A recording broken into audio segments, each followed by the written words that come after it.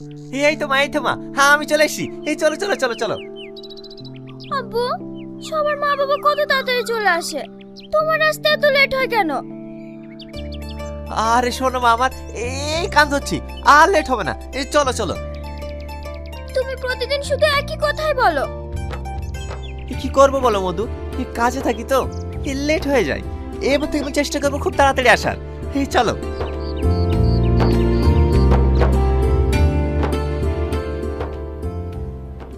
আর একবার লাও মা, আর একবার। না, আমি খাবো না। এইভাবে না খাওয়াতে গেলে তুমি অসুস্থ হয়ে পড়বা যে মা। এই একবার লাও মা।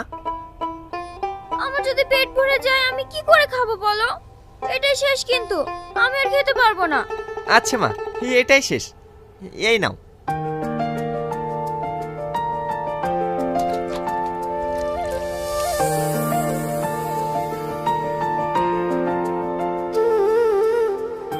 আব্বু, তোমাকে একটা কথা জিজ্ঞেস করব?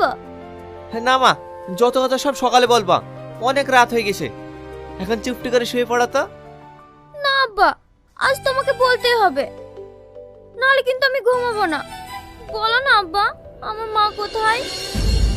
ওসব শুনে কি হবে, অনেক রাত হয়ে গেছে, ঘুমাও। না, আমি ঘুমাবো না।